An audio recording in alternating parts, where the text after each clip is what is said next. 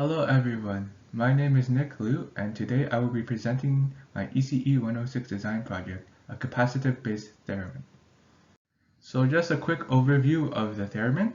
So the theremin is a musical instrument invented in 1920 by Leon Theremin, a Soviet inventor. The pitch and volume of the musical instrument is controlled by the relative position of the user's hands to the antenna of the instrument, and the relative position of the hand is measured using capacitive sensing. So just a quick description of the sensing application. The sensor consists of a conductive plate made of aluminum foil which is attached to the Arduino, while the flat hand of the user acts as a second conductive plate. The hand and sensor form a parallel plate capacitor which is used to measure the relative separation distance. An increase in separation distance results in a decrease in capacitance. The measured value of the capacitance will dictate the pitch of sound play. So therefore, when the user moves their hand to change the separation distance of the parallel plate capacitor, the capacitance will change, and that will change the pitch of sound played by the instrument.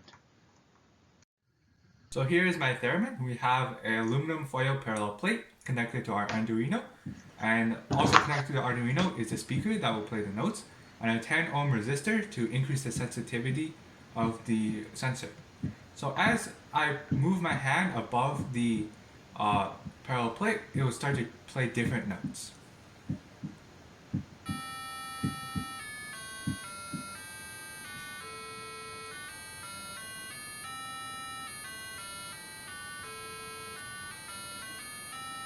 As you can see, as I vary the separation distance between my hand and the aluminum foil, the Arduino plays different notes as the capacitance changes.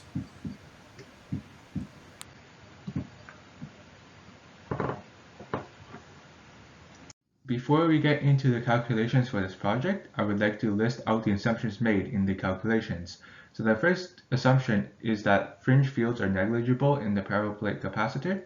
The size of the parallel plates are completely equal. There are no external sources of electric fields or capacitance present in the system.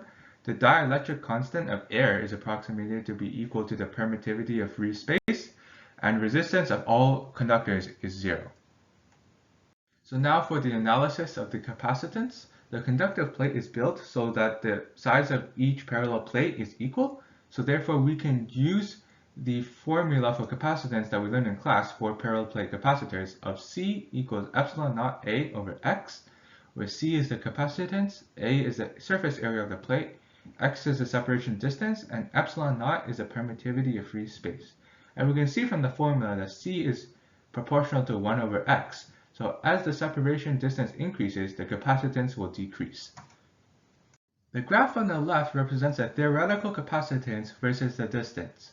We're able to get the equation for the theoretical capacitance by using the formula C equals epsilon naught A over X and substituting the values of A and epsilon naught into this formula. The graph on the right represents the curve of best fit for the measured capacitance values versus distance.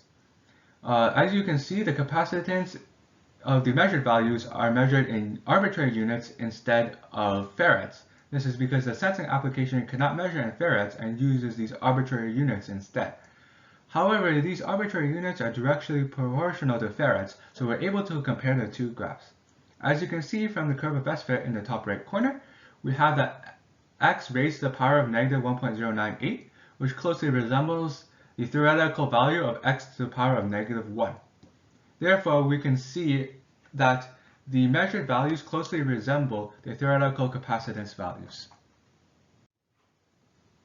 We are unable to compare the absolute values of the measured and theoretical capacitances because they are in different units. However, we can still compare the relative capacitance. To do this, I have graphed C0 over C, where C0 is the capacitance when x is equal to 0.01 meters, and C is the capacitance as a function of the distance x.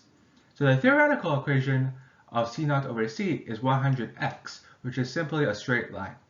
And as we can see, the blue line, which is the line of best fit for the measured values, does closely resemble the orange line, which is a theoretical line, 100x. And therefore we can see that our measured values do follow the theoretical trend. We observed some discrepancies between the theoretical values for capacitance and the measured values for capacitance. This is due to some practical considerations that must be taken into account. the first of which are the fringe fields of the capacitor. We assumed in our theoretical calculations that the fringe fields from the parallel plate capacitor were negligible. However, in practice, this is not the case. This results in the real value of capacitance being higher than the theoretical value, and can be reduced by using a circular plate instead of a rectangular parallel plate. This is because a circular plate has the same area but lower perimeter, and that will reduce the amount of fringe fields of the parallel plate capacitor. The second consideration that needed to be taken into account is parasitic capacitance, which is caused by the proximity of electrical components and is unavoidable. Since parasitic capacitance is independent of the separation distance, the value of the parasitic capacitance can be subtracted from the measured values, and this is what I did in the previous slide where I graphed the measured values. I subtracted this parasitic capacitance to better resemble the actual capacitance in the parallel plate capacitor. Also, the electrical components were spaced out as much as possible to reduce the magnitude of this capacitance as much as possible and reduce the amount of error present in the experiment. The sensitivity of the arrangement is defined as the derivative of capacitance with respect to the measured value, in this case the distance x. We have that dc is equal to negative epsilon naught a over x squared dx. From this, we can observe that increasing the plate area will increase sensitivity and decreasing distance will increase sensitivity. However, since x, the distance, is the measured value, we cannot decrease that to change the sensitivity. So to change the sensitivity, we must increase the plate area. On the right side, we have graphed this formula. I have designed an AC circuit to measure the capacitance in the parallel plates. So the Arduino sends a 16 MHz signal to the send and receive pins. It also sets the send pin to a high voltage state. The receive pin will increase its voltage to match the high voltage state of the send pin. The time delay required for the receive pin to match the send pin is recorded by the Arduino, and the longer the time delay, the higher the capacitance. And this is how we're able to measure the capacitance based on the time delay for the receive and send pin to match. Here is our electrical signal equation derivation.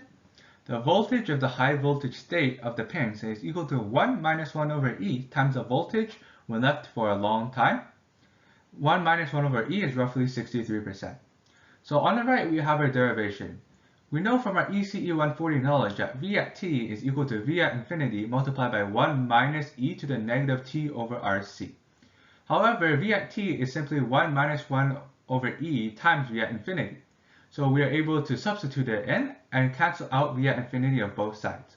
From our resultant equation, we are able to manipulate it so that we get C equals T over R, where C is the capacitance, T is the time required for the receive pin to match the send pin, and R is the resistance in our Arduino circuit. Therefore, we are able to figure out what the capacitance is based on the time delay. From the previous slide, we found that C is equal to T over R. When we manipulate the equation, we can get T equals RC. Since the Arduino sends a 16 MHz signal, the smallest time interval it can measure is 62.5 nanoseconds.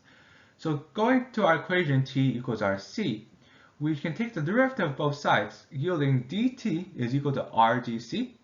However, we know the smallest time interval that can be measured by the Arduino is 62.5 nanoseconds. So dt we can set to 62.5 times 10 to the negative 9. And R is simply 10 mega ohms, or 10 times 10 to the 6. So manipulating our equation to solve for DC, we get DC is 6.25 times 10 to the negative 16. And this is the smallest change in capacitance that is possible.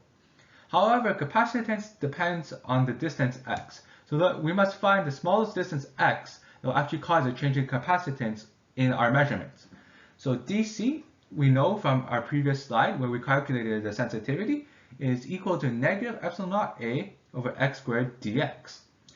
Now we are able to manipulate the equation and solve for dx, and we get dx is equal to negative dc x squared over epsilon naught a.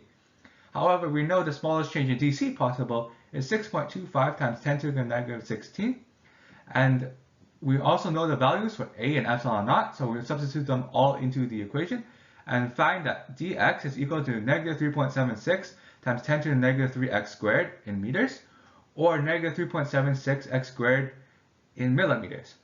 So as we can see, the smallest change possible in distance that we can measure, the difference in capacitance, actually depends on the value of x and is a function of x.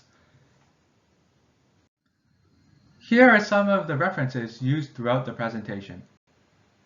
Thank you for listening.